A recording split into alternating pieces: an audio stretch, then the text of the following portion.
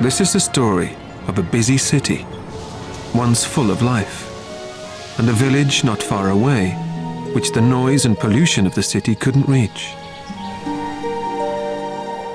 Each day the village cats came home and waited for their owners to come back. But one day, the cats returned to find that all the people had gone. They waited, but no one ever came back.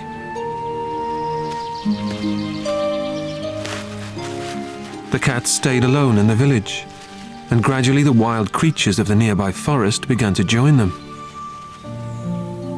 Together they made it a new kind of home, where only animals lived. It seemed like the best place in the world. Wolves and wild boar all roamed free, because there were no people to hunt them. As time passed, the old village became a haven for hundreds of different creatures. But this place had a dreadful secret. This was Chernobyl, and everyone had suddenly left because of a terrifying event.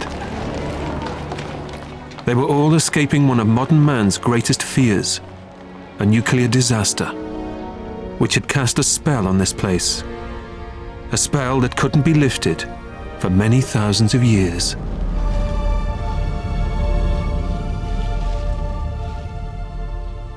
This is the exclusion zone of Chernobyl today. Like a fabled lost city, devoured by forest, it's fast becoming a green and peaceful place. But it will forever be remembered as the location of the worst nuclear accident in history. In 1986, this place was the site of a nuclear meltdown. No one's been allowed to live here for over 20 years, and today it stands as an abandoned testament to the terrible effects of nuclear disaster. The Ukrainian city of Pripyat, now a ghost town, lies close to the border with Belarus, and just to the north of the destroyed nuclear power plant. For the whole of mankind, this place is a forbidden zone. On the outskirts of the city are empty rural villages, surrounded by woodland. Many of these villages have become refuge for an unexpected mixture of forest wildlife and the descendants of Chernobyl's abandoned pets. Where families once lived and children played, there are now abandoned houses where time seems to have stood still. This is a story of some of the animals that have made this forsaken place their home. A place they don't appear to sense is contaminated.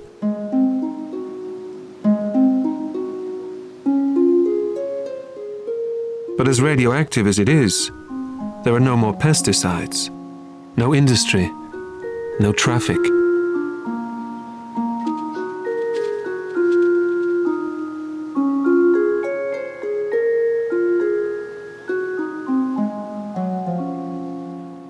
Among relics of a not-too-distant past, this female cat has made a home for herself and her new litter. 3 young kittens, still dependent on her for milk.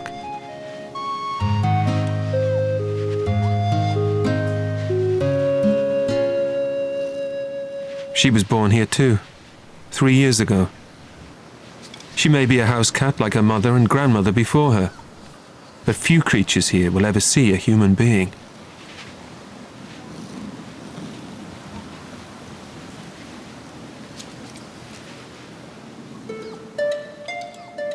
Inside the house, life goes on as normal. But outside, nature has started to make changes. With the people gone, nature is beginning to win back this land. The relentless growth of the encroaching forest is gradually reclaiming the untended gardens.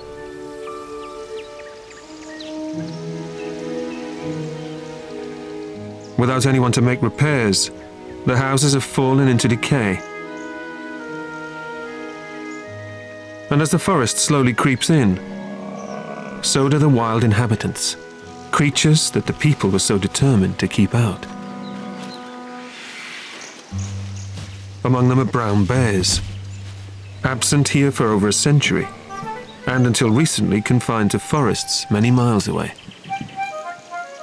Two young brothers who have left their mother not long ago and are trying to find their own way in the world.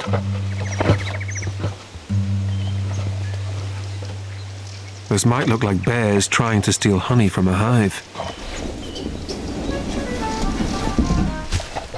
But they're more interested in any bee larva that might be inside.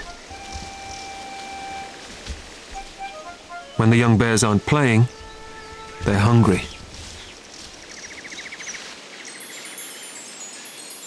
Nearby, there's an apple orchard. The trees here still produce a great deal of fruit, and the bears are keen to take advantage. But his climbing days are numbered. He's far too big for this kind of thing, and there are much easier ways for a bear this big to get apples from a tree. Like brute force.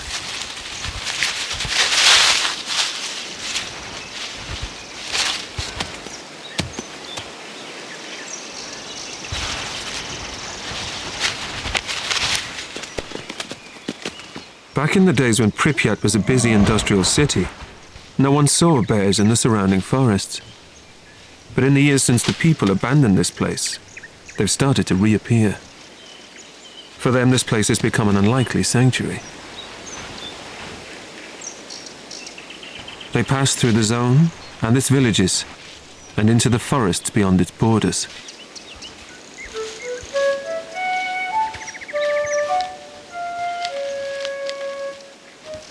And when they visit, they'll take advantage of anything they can find.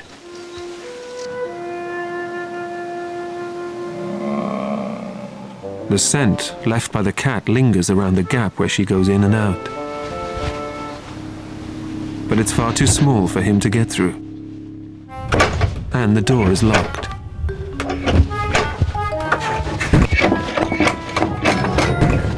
But not for long.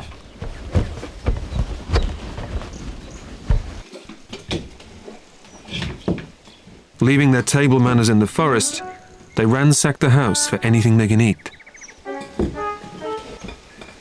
But finding nothing tasty on offer, it's time for breaking and exiting.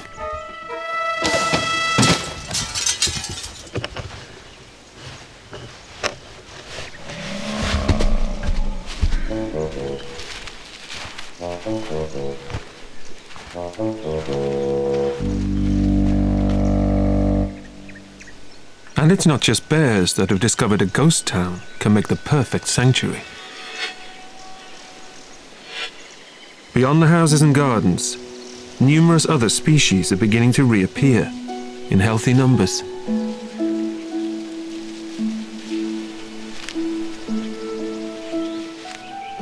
Among them are elk and deer. Both would have been hunted so close to human habitation, but not anymore.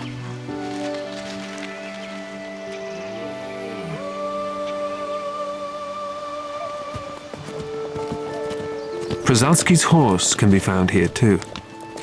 Incredibly rare, they're the only true modern descendants of the original wild horse.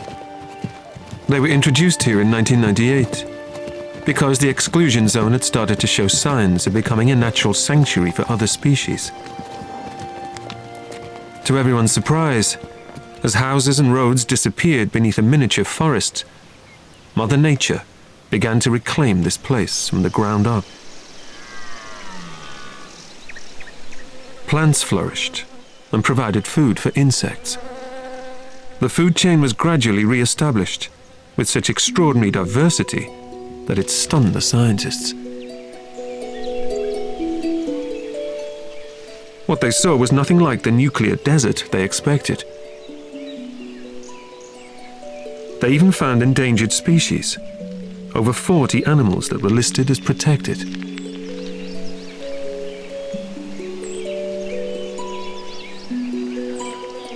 What man had abandoned, nature now embraced to create a remarkable and self-made haven, where, for many years to come, the wildlife can live undisturbed by man, from the smallest pollinators to large grazing species, and even predators like the wolf.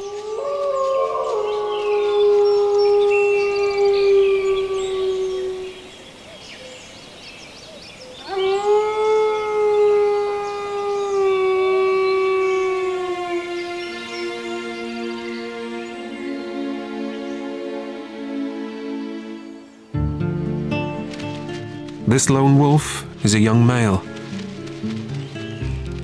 Like the bears, he's also left his family and is in search of independence. For the wolf, independence means a pack of his own. He needs to find a female and start a family. But he must be careful to stay hidden from the other wolves that live here. They won't tolerate him and will chase him out of their human-free forest haven.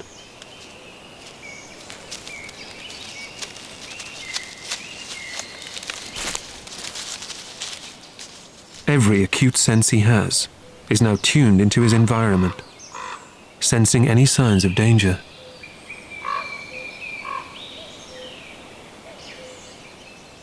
Perhaps the village will be a good place for him too, but for now he'll stay hidden, deep within the wood. The village is close by, just beyond the trees and already close enough for him to smell. This environmental tragedy is bittersweet. A man-made disaster that ruined this place and made it uninhabitable for people, but turned it into a unique sanctuary for wildlife. Remarkably, nature has licked its wounds and fought back to reclaim this place. And while we may not know what lies ahead for the radioactive animals of Chernobyl, we do know that there are now a lot more of them than there used to be. And that means there's always plenty to eat.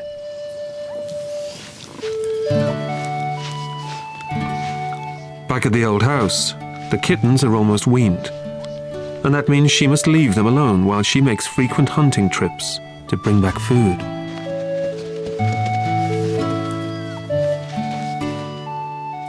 As the kittens play, the mother heads out into her hunting territory. And they begin to explore on their own. They might look like your average house pet, but these ones are as wild and predatory as any big cat. Every meal they eat must be hunted down. But that's not as easy as you'd think. When the people left here, the rodent population went into decline. So she's had to become an even more efficient predator to keep her hungry litter fed. But every single creature she catches comes packed with more than protein. This area was subjected to radiation fallout equivalent to 400 Hiroshimas. In 1986, reactor number 4 at Chernobyl's nuclear power plant blew up, triggering fires and a chain reaction of explosions that exposed the core, resulting in a nuclear meltdown. Clouds of radioactive dust were sent high into the air and were carried on the wind for hundreds of kilometers. In the immediate vicinity of the power plant, this radioactive dust settled in a blanket of deadly fallout, leaving a post-apocalyptic, radiation-soaked dead zone, a deserted city, and an irreparably damaged ecosystem that no one wanted. But if the scale of the disaster wasn't enough, there was something about the timing that made its impact even worse.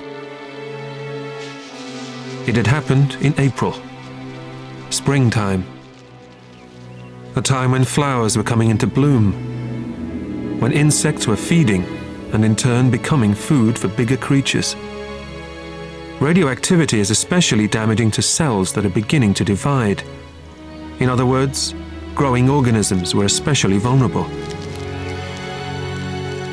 The forest floor, with its fresh new growth, soon intensified the ground levels of radiation. The animals of the exclusion zone are all radioactive, but the predicted genetic mutations are extremely rare. One strange phenomenon is the change in sexual behavior of the river's aquatic worms. They used to reproduce asexually or alone, but they've started having sex with each other. Sexual reproduction may strengthen genes that could protect them from radiation damage. Chernobyl's wildlife may be more remarkable than we think. The cat is now making her way home with a fresh kill. It's another vital meal for her litter. But everything she eats, and everything she brings home for her kittens, is laced with radioactivity.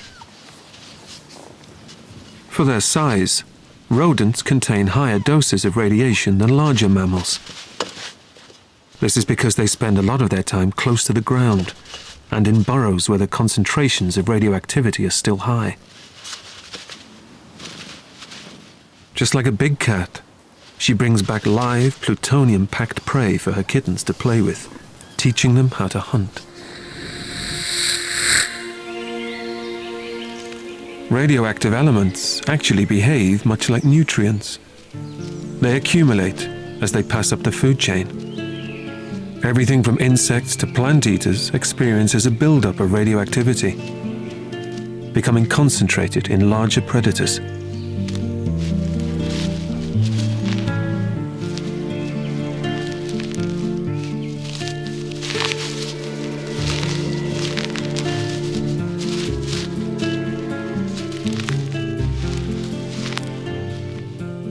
Like the cats, the wolf gets a dose of radiation every time it feeds on plant-eating prey.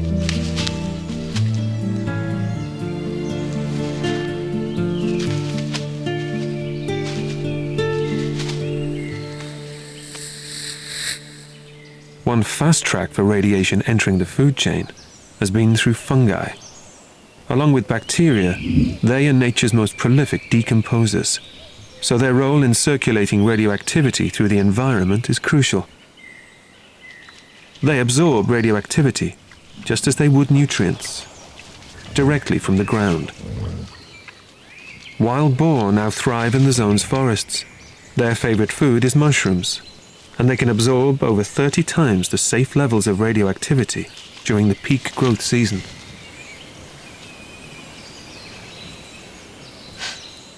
As he sleeps off his travels, the wolf is woken by the sound of mushroom-digging boar.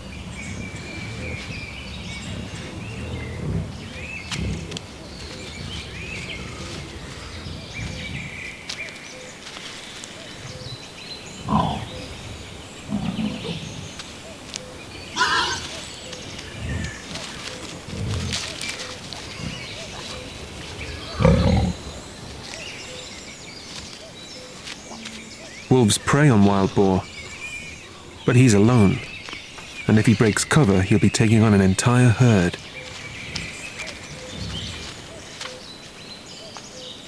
Despite the fact that wild boar feed on mushrooms, they have immense power and sharp tusks, making them extremely dangerous.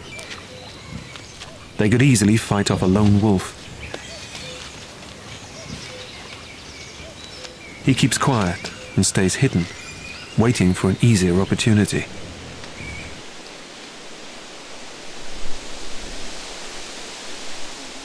Meanwhile, high above the forest floor, another predator, the snake eagle, brings back food from the hot zone down below and feeds it to the hungry young birds still in the nest.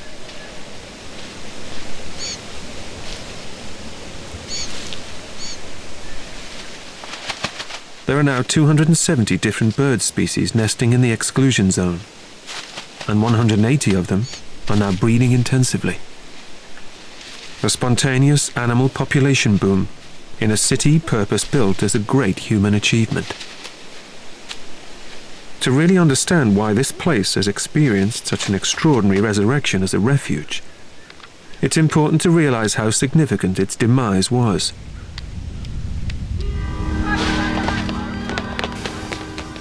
This is a city that has become a monument for disaster.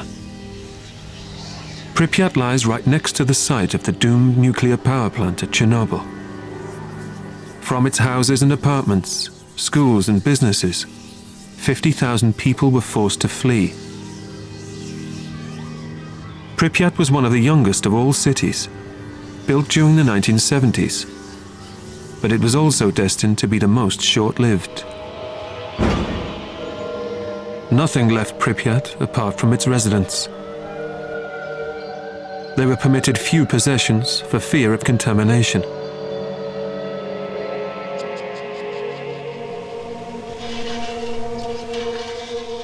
And as the rain poured down just days after the disaster, it brought even more radioactive dust back to the streets of the abandoned city.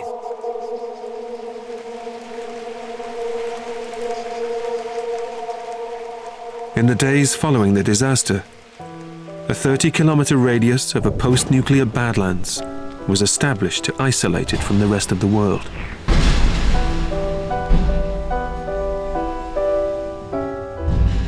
This is the most contaminated land on the planet, land that will take thousands of years to become healthy again.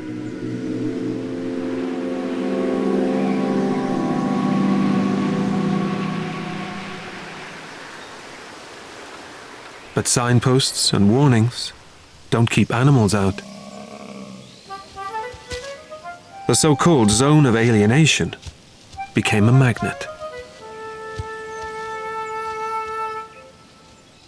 But the legacy of its human past will influence the way the wildlife survives here for many years to come. For bears that come and go in and out of the zone, there are regular stop-offs at the empty buildings.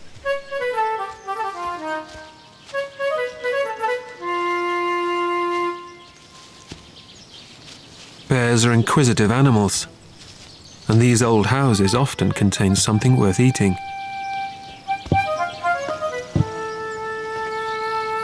This one has the kittens inside. They've been left alone while their mother is out hunting again. But their scent is strong, and the bear investigates. Looking for a way up to where the smell is coming from, there's a stroke of luck for the helpless kittens. An old pot of jam.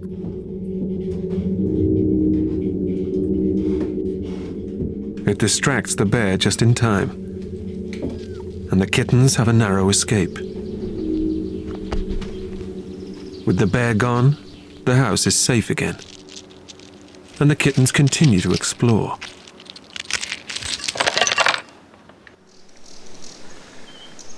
Meanwhile, their mother, oblivious to the dangers her kittens have been facing, is doing what she does best, searching for food, always on the lookout for an opportunity.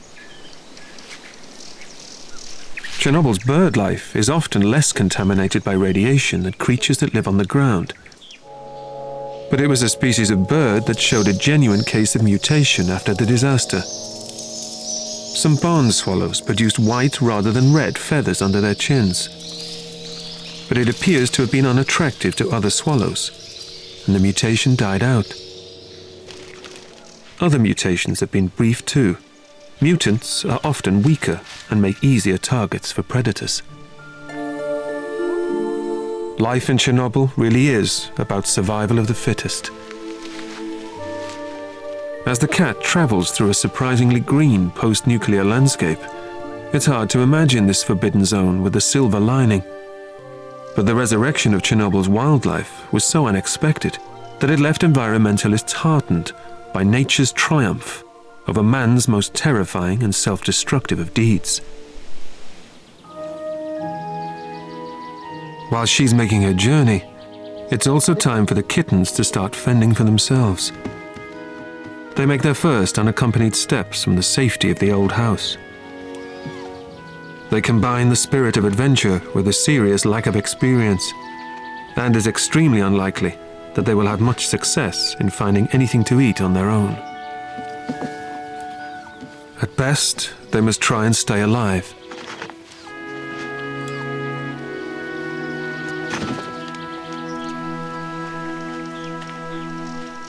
For the mother cat to have survived here, she must know where to hunt for food and how to stay out of trouble.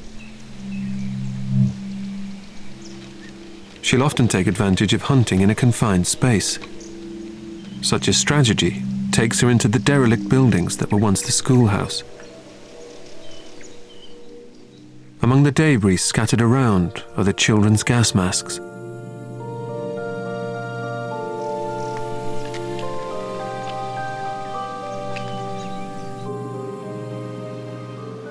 Everything here has been left to gradually succumb to the sublime decay that only time can bring.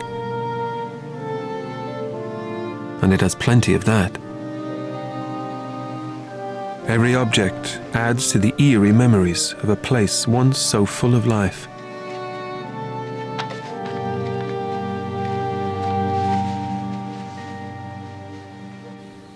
Meanwhile, our young ones are still heading further away from the safety of the house.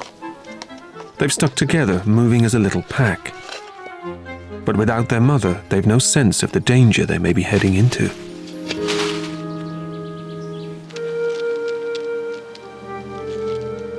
She's still unaware of what the adventurous kittens are up to, as she continues to patrol the old schoolhouse.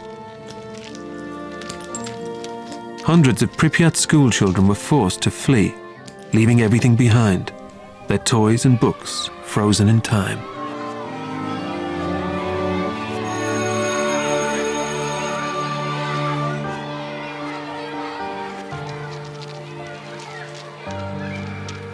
She scours the gymnasiums and kindergarten playrooms. These old buildings have remained a stronghold for the rodent population, with plenty of places to make a nest.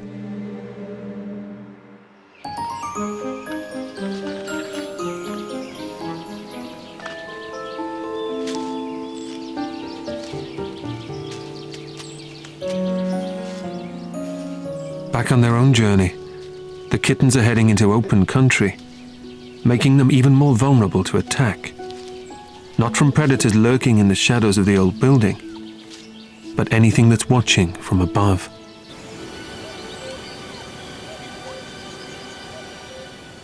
One of the most successful of hunters that now inhabit this place is the bird of prey.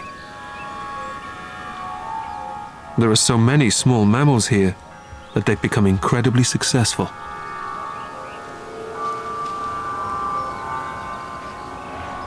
And a kitten makes an easy kill.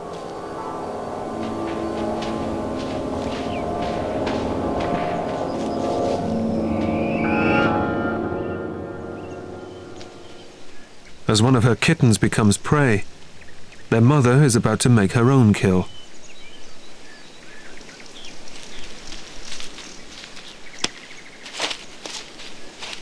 A small snake, just enough to keep her going.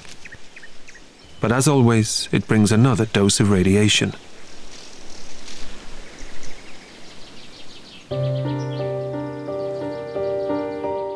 After her journey, she's finally returned to the old house to check on her kittens. But she soon makes a disturbing discovery. She's returned home to find an intruder lurking around the family home. The lone wolf has finally reached the village and is starting to explore. The forest wolves seldom venture this far into what was once the human world. They're far too wary. But for our wolf, that could be an advantage. He must keep hidden from the other packs. And this might be just the place to do it. They play hide and seek through the fallen timbers of the old barn. This is her territory, and she knows every inch of it well. She manages to keep one step ahead of him. She needs to find her kittens before he does.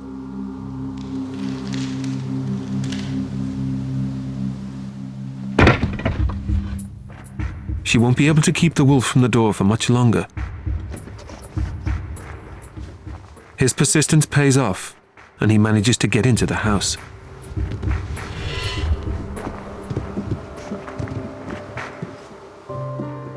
If they stay high, he'll never be able to reach them.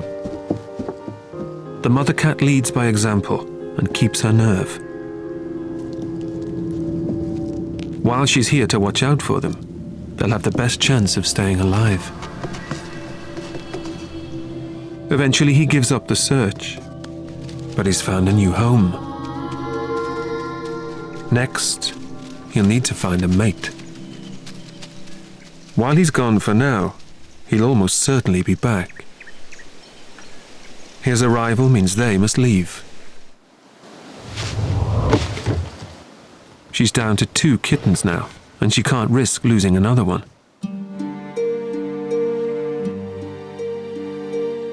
She's about to embark on the first leg of a journey that will take the family away from the only home she's ever known. The house where she was born and where she grew up.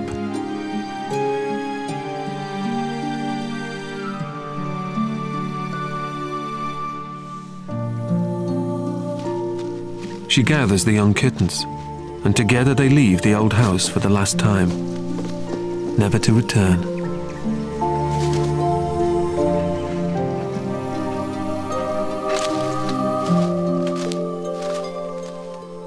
They make their way to the outskirts of the village. They're heading towards the forest, a place she's been many times before. But it's a strange and unfamiliar world for the kittens.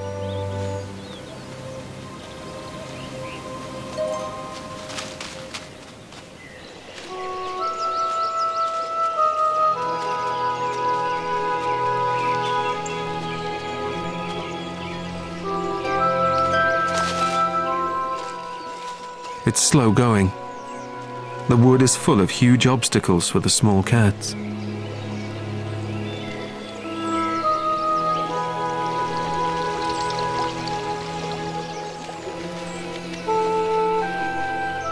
Sticking close together, she makes sure they're never far behind. And gradually they start to find their feet as they cross the streams and rivers following her lead.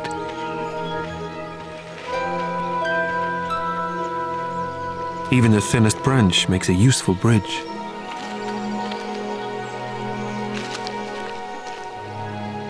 The forest is full of creatures they've never seen before. A pine marten, just emerging from its tree trunk nest.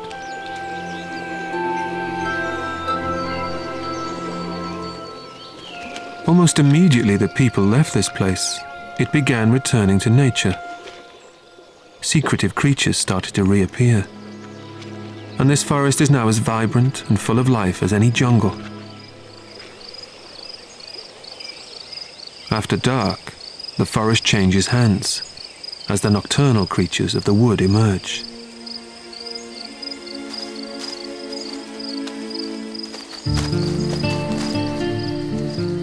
It's the domain of our lone wolf, a stealthy nocturnal hunter. His sight and sense of smell provide a crucial sensory picture of this cluttered world.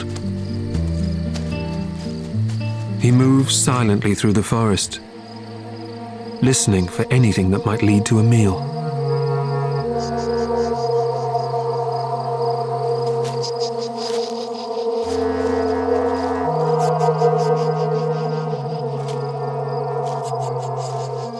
Soon the telltale sound of a wild boar breaks the silence. Now he'll use his natural stealth to pursue it, moving silently through the tangled undergrowth.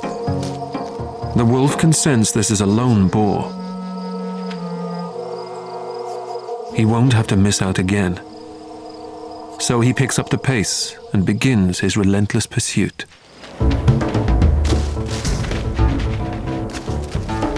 This forest is a place where the natural balance of predator and prey has been re-established. The natural predators are the only hunters left here now.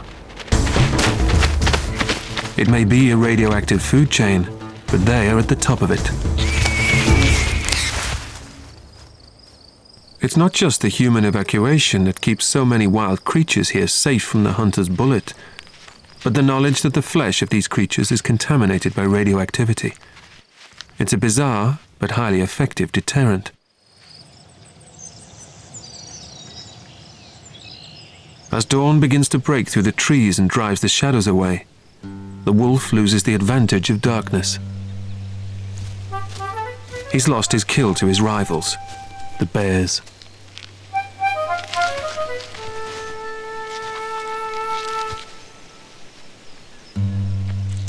With these two around, nothing is safe.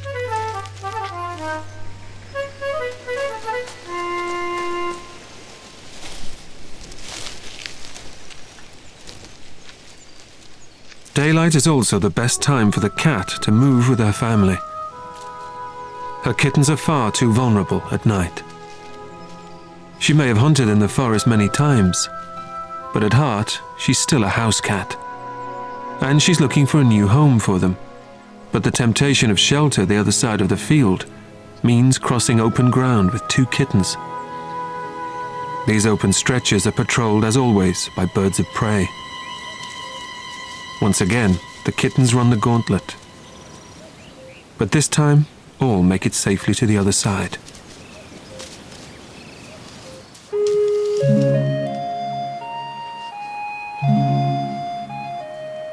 Once they're in, they realize this is something far bigger than they're used to.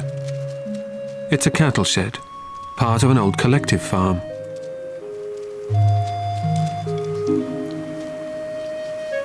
These sheds once housed hundreds of cattle. Now they're shelter for the growing rodent population, and an ideal place for her to keep up the training regime for her still inexperienced hunters.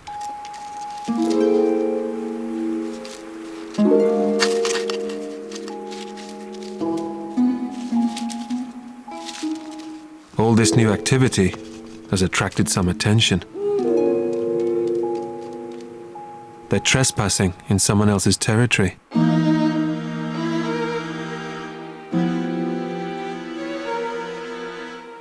The owl has been watching the cats from the moment they set foot in here. Suddenly the cats aren't the hunters anymore. The kittens are in grave danger. So once again she gets them out of harm's way. And the owl seems to let the matter drop.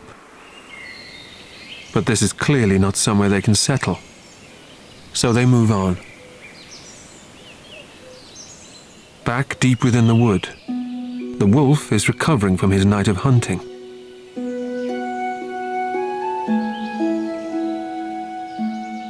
But he still needs a mate to start his own family with. His dreams are full of expectation, and while he sleeps, the scent of a female wolf hangs in the air and begins to stir his senses. When he wakes, the scent is still there. It's stronger.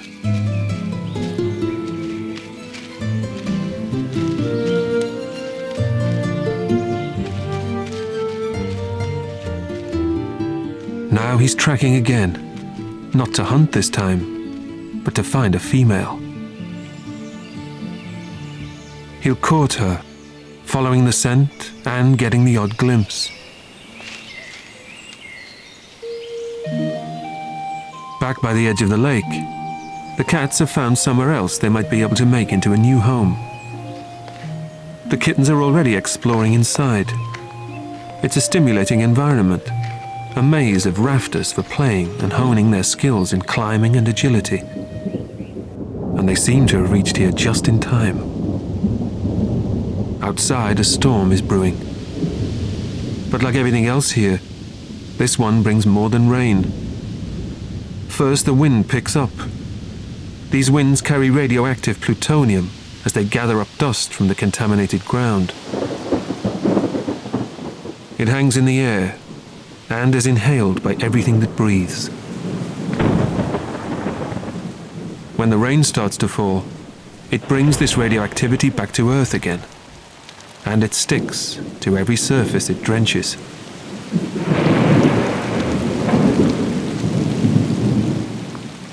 As the storm intensifies, thunder and lightning drown out the relentless beating rain.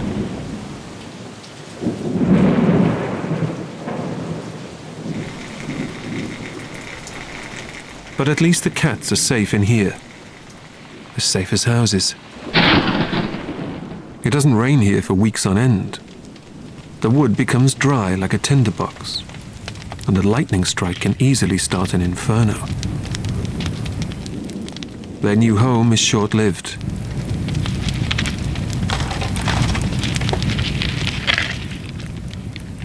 The cats have escaped with their lives, but they're still homeless. And winter will soon be on its way.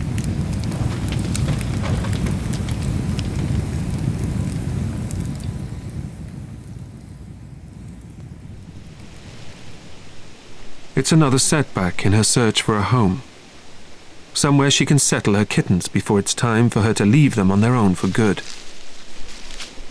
For now, she'll have to keep the family on the move.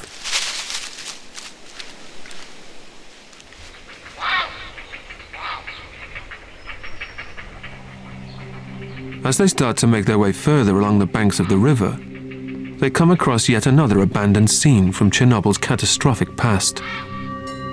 The rusting remains of what appears to be an old harbour. Many of these boats were used in the cleanup operation after the explosion, bringing in vast quantities of sand that were poured into the flaming reactor. After the disaster, they were simply left here for fear of spreading contamination to the outside world.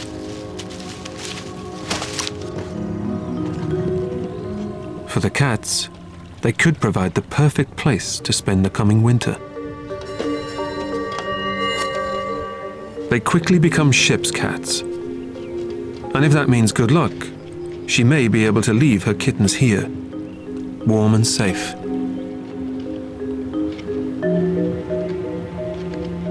Her time looking after the kittens is almost over. Soon she will have to leave them for good. They are the latest generation of feral cats born in the ghost town of Chernobyl, where year after year passes with only the seasons to make changes to the landscape. As summer finally comes to an end, the forest and its creatures start preparing for autumn, a time when thoughts turn to hibernation. The two bear brothers have had a good summer. They've eaten well, and they've grown in size.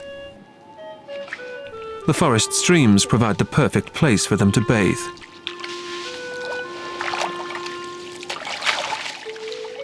Bears will sit like this for hours, but here they stir up the radioactive sediment and it sticks to their fur. And during the winter hibernation, they're exposed to more radiation as they move underground. As they excavate the earth to build their dens, they uncover the shallower soils where most of the radioactivity is still stored.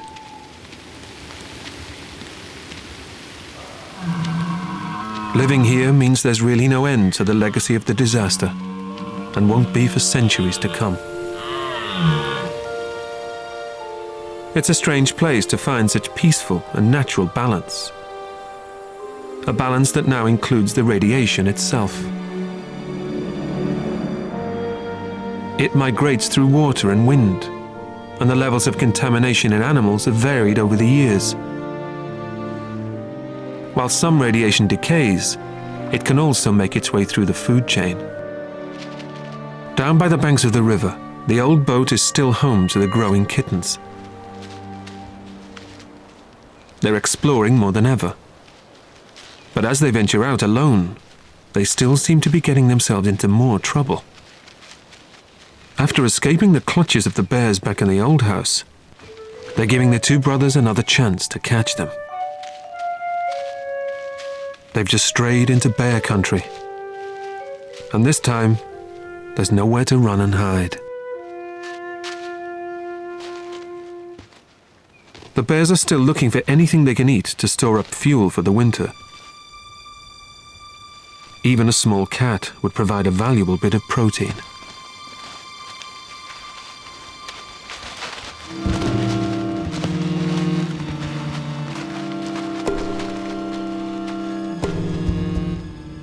Yet again, the kittens make the wise decision to gain height.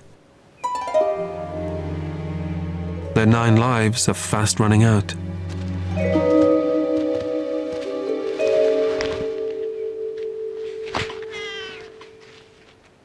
It's another valuable lesson learned.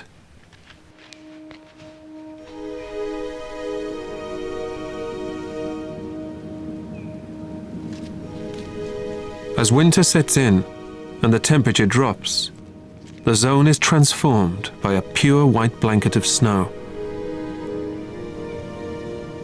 In contrast to the city, choked with vegetation, the forests of this exclusion zone are a spectacular and natural wilderness.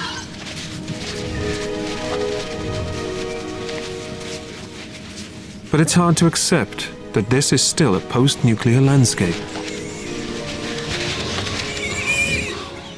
With the spontaneous resurrection of animal and plant life here, environmentalists have remained astonished by nature's ability to create something positive out of such a terrible disaster.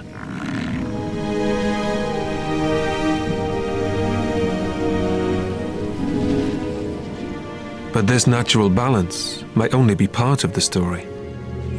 The long-term effects of living somewhere so radioactive are a matter of debate. There's still no agreement as to what diseases other than cancer exposure might cause. And there are fewer cases than expected. It appears the natural lifespans of animals here are too short to develop tumors. But the future of their genetic health will remain controversial for many years to come. Until then, we have the stories of creatures that are thriving here, like the cat family. The boat is now deep in snow, and the footprints leading away into the distance belong to the mother. She travels for some time on her own, moving faster now without her kittens. The journey has taken her far from the village, and all the way to the border of the Forbidden Zone.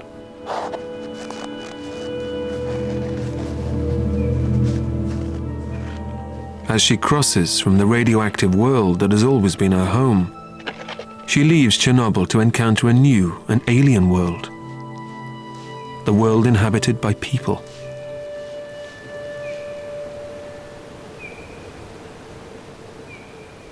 Back deep inside the zone, there's a change of ownership at the old house. The wolf has taken over this territory. Independent at last.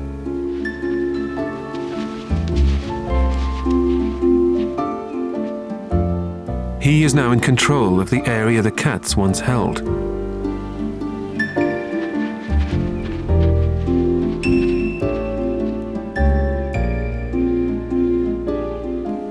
But the lone wolf is not alone anymore. He's settled down with his mate. And it's here they'll bring a new generation of Chernobyl wolf cubs into the world.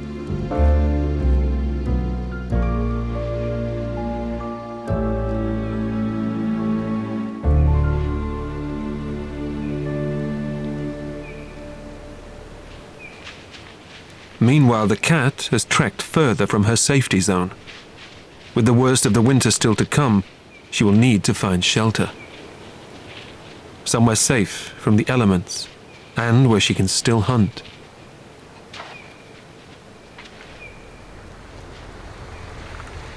Suddenly there's an unfamiliar noise, an unnerving and bewildering sight.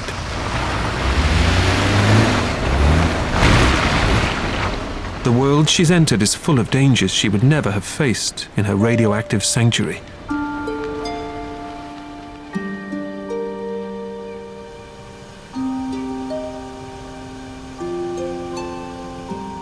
After struggling through deep snow for mile after mile, she finally sees the shape of something familiar.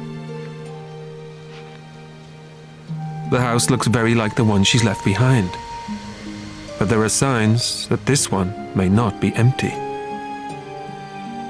She may not know it yet, but this is going to be her new home.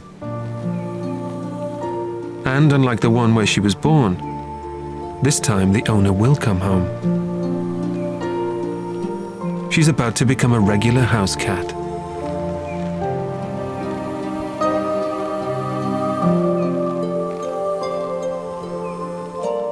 For a while she sits and waits, wary of going inside.